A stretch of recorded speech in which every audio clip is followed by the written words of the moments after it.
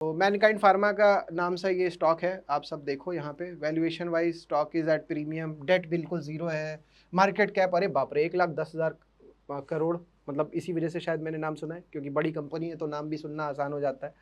Face value जो भी है, और प्रमोटर होल्डिंग 74% है, रोस और आरओई अच्छा है ही, सेल्स ग्रोथ हो रही है, प्रॉफिट ग्रोथ हो रही है, तो चांसेस है कि शायद ऐसा हुआ हो।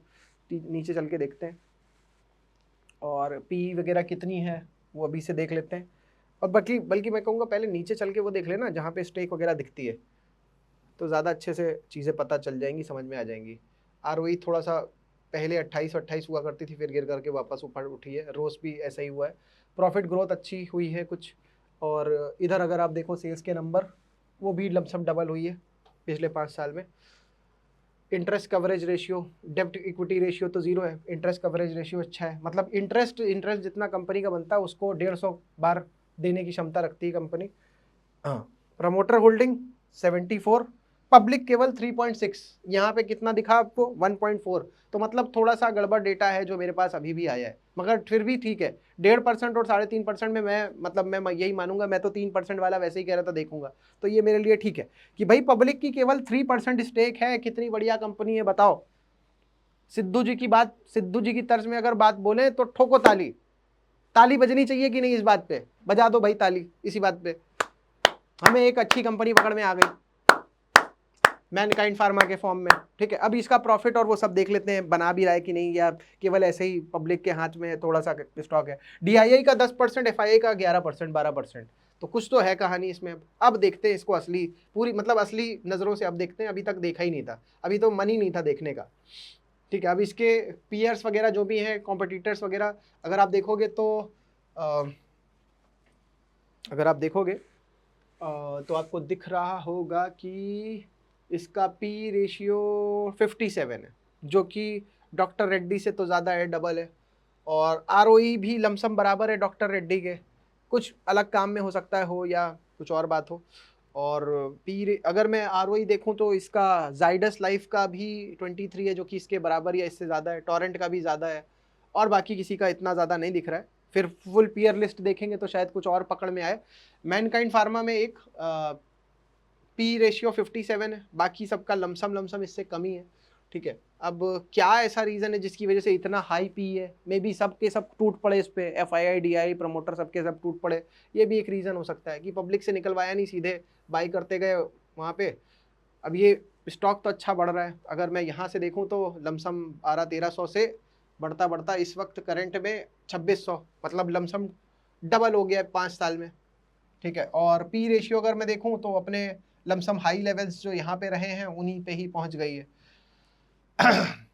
अब पी के बेसिस पे अगर मैं देखूं तो ये मेरे को दिख रहा है कि यार ये किसमें साइकिल चल रही है।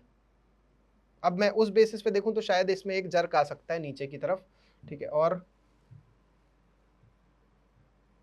अब इस तरीके से भी आप पी के भी चार्ट को इस तरीके से देख सकते हो। ठीक है, और देखते हैं ये सन फार्मा और ये सब पूरी दुनिया भर की बातें, ये सब तो आप देख ही सकते हो अपने तरीके से। मतलब देखो ऐसा नहीं कि सीधे जाकर के इन्वेस्ट कर दिया, कुछ और देखा नहीं। Company process stable growth history and manageable date.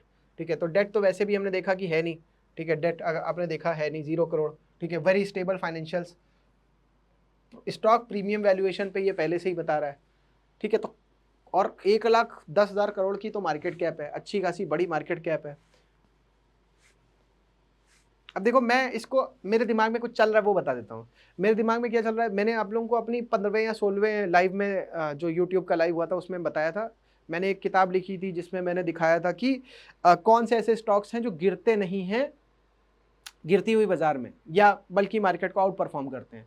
तो वहाँ पे हमने क्या पकड़ा था, हमें पकड़ में क्या आया था कि हम एशियन पेंट्स हो गया, सन फार्मा हो गया, ग्लैक्सो स्मिथ क्लाइन फार्मा हो गया, तो ये कुछ फार्मा के स्टॉक्स उस टाइम पे मेरे पकड़ में आए थे। तो एशियन पेंट्स को किनारे कर दो, तो ये जो फार्मा के स्टॉक्स पकड़ में आए थे, तो ये फार्मा एक ऐसा सेक्टर होता है जो गिरती बाजार में मार्केट को आउट परफॉर्म करता है। तो उस पॉइंट ऑफ व्यू से मेरे दिमाग में साइड में चल रहा है कि अगर ये ऐसा अच्छा स्टॉक है तो गिरती बाजार में शायद आउट परफॉर्म करता होगा। तो हम एक स्टडी आज और करेंगे कि निफ्टी में देखेंगे गिरावट कब आई, और उस गिरावट के टाइम पे ये गिरा कि नहीं, ये एक चेक करेंगे आज। ठीक है, तो फार्मा की टेस्टिंग भी हो जाएगी।